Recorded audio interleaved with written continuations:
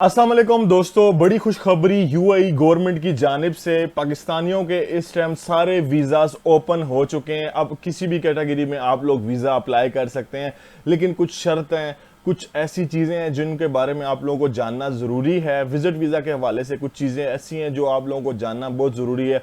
Work visa के हवाले से ऐसी चीज़ें हैं जो आपको जानना बहुत ज़रूरी है। अगर आप लोग ये पूरी वीडियो देखते हैं तब भी आप लोग वीज़ा अप्लाई करें, अदरवाइज आप लोगों का जो वीज़ा है वो रिजेक्ट भी हो सकता है और आप लोगों के पैसों का नुकसान भी हो सकता है। देखिए यहाँ पर जो सामने आ रही है रिपोर्ट, इसके मुताबिक पाकिस्तानी गवर्नमेंट और यूएई की गवर्नमेंट के आपस में कोई मुज़ाकरात हुए हैं जिनकी वजह से वीज़ाज ओपन हुए। वैसे भी ईद के बाद वीज़ाज ओपन होने थे।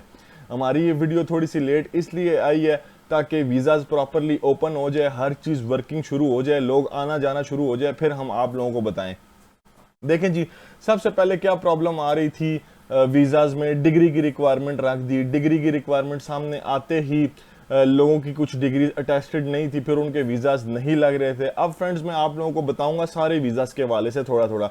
सबसे पहले फ्रेंड, जिन लोगों के पास बैचलर की डिग्री है, ठीक है, या ग्रेजुएशन उन्होंने की हुई है, तो वो लोग जा सकते हैं, ठीक है। बैचलर की डिग्री जिनके पास है वो अपना वीज़ा इजीली कन्वर्ट कर सकते हैं, जिन जो अटेस्टेड है, ठीक है। इस टाइम उनके वीज़े लग रहे हैं, ये एक रिपोर्ट के मुताबिक मैं आप लोगों को बता रहा हूँ और ये बात बिल्कुल सच है। जिन लोगों की डिग्रीज हैं, अटेस्टेड हैं, ठीक है, कंप्लीट जेन्युइन चीज़ें हैं, उनकी वीज़ाज अप्रूव्ड होना शुरू हो गए हैं। दूसरे नंबर पे वो लोग आ जाते हैं जिनके वीज़े कैंसिल थे या जिनके वीज़े पहले लगे हुए थे अब नहीं लग रहे थे। तो फ्रेंड्स मैं आप लोगों को बता चलूँ, अब उनके वीज़ाज भी अप्रूव्ड होना शुरू हो गए हैं, ठीक है। तीसरे नंबर पे वो लोग आ जाते हैं जो कंपनी टू कंपनी ट्रांसफ़र कर रहे थे, अब दोस्तों उनके वीज़ाज भी अप्रूव्ड होना शुरू हो गए हैं। इसका मतलब है कि जो लोग इस टाइम दुबई में विजिट वीज़ा पे मौजूद हैं, उनके भी वीज़ाज अप्रूव्ड होना शुरू हो गए हैं। लेकिन देखिए कुछ कंपनीज क्या करती हैं कि वीज़ा अप्लाई ही नहीं करती, ठीक है। मैं किसी को गलत नहीं कह रहा। सबसे पहले कुछ कंपनी ऐसी भी हैं जो अब वीज़ा अप्लाई ही नहीं करती और डायरेक्टली कह देती हैं कि जी आपके वीज़ा इस टाइम नहीं अप्लाई हो रहा या वीज़ा नहीं लग रहा, क्योंकि थोड़ा बहुत खर्चा आता है इस वीज़ा पे, तो इस वजह से वो इस चीज़ को अवॉइड करती हैं और कोशिश करती हैं विजिट ये बंदा खुद ही एक्सटेंड करवाता रहे।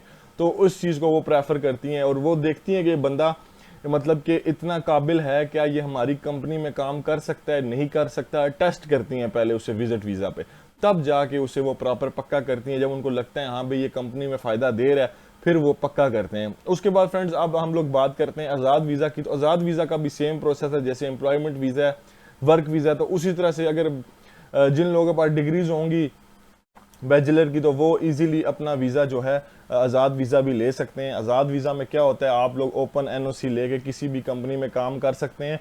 हालांकि ये इलीगल है लेकिन फिर भी ये लोग करते हैं, ठीक है। अब बात करते हैं जी विजिट वीज़ा पे। देखिए विजिट वीज़ाज अप्रूव्ड हो रहे हैं, ठीक है, लेकिन इनमें रिजेक्शन आ रही है। पाकिस्तानियों की भी आ रही है, इंडियंस की भी आ रही है, क्योंकि आप लोगों को पता है कुछ टाइम पहले कुछ ऐसी एक्टिविटीज़ की हैं हमारे भाइयों ने यूएई में, ठीक है, कि जिनकी वजह से यूएई की गवर्नमेंट ने पहले सिटीज़ बैन की थी, फिर बैन हटाया। अब भी वीज़ाज में थोड़ी बहुत प्रॉब्लम आ रही है, लेकिन आप लोगों को पता है काफ़ी ज़्यादा लोग जा भी रहे हैं, ठीक है।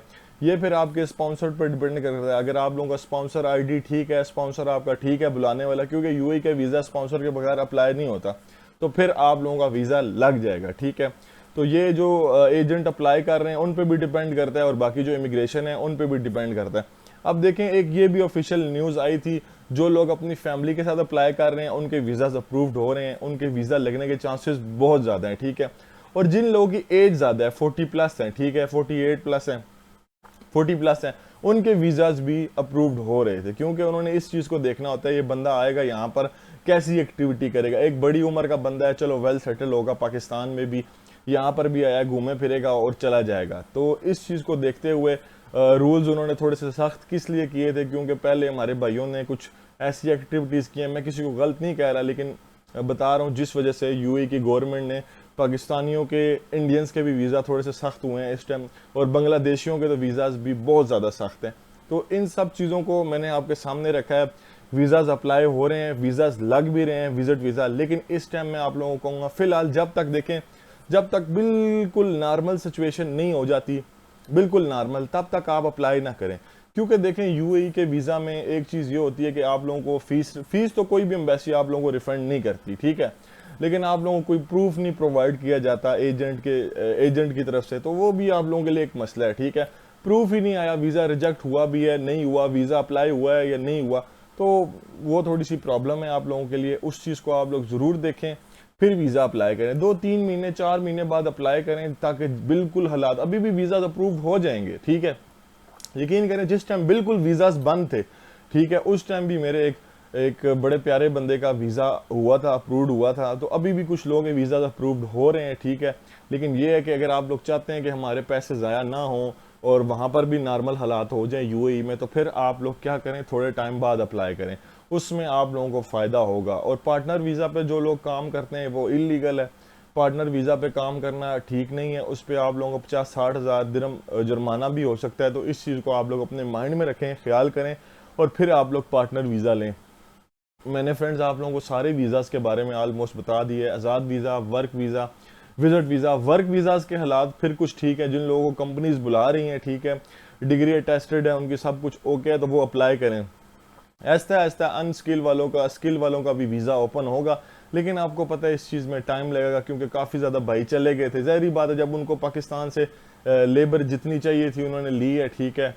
तो अब ज़ाहिर बात है, उन्होंने देखे, इनका एक रूल होता है कि 25% कंपनी में पाकिस्तानी होंगे, 25% इंडियन होंगे, 25% बांग्लादेशी होंगे, ठीक है। ये एक मतलब कि एक कौम को इकट्ठा नहीं करते, ठीक है, या एक मतलब के कंट्री के लोगों को इकट्ठा नहीं करते। ये समझते हैं कि चलो अगर इनमें से एक भी बंदा बदलता है तो ये ना हो कि सारे पाकिस्तानी होंगे कंपनी में, वो बदल जाएं, फिर काम करना मुश्किल हो जाएगा, मतलब कंपनी को लॉस ना हो जाए। तो ये इस चीज़ को देखते हैं, सारी चीज़ें देखते हैं, फिर आप लोगों को वीज़ा देते हैं। वीडियो पसंद आई है तो चैनल को लाइक शेयर सब्सक्राइब करना मत भूलिएगा। मेरा नाम है शाम अली। अपना और अपने प्यारों का बहुत सारा ख्याल रखें। अस्सलाम वालेकुम।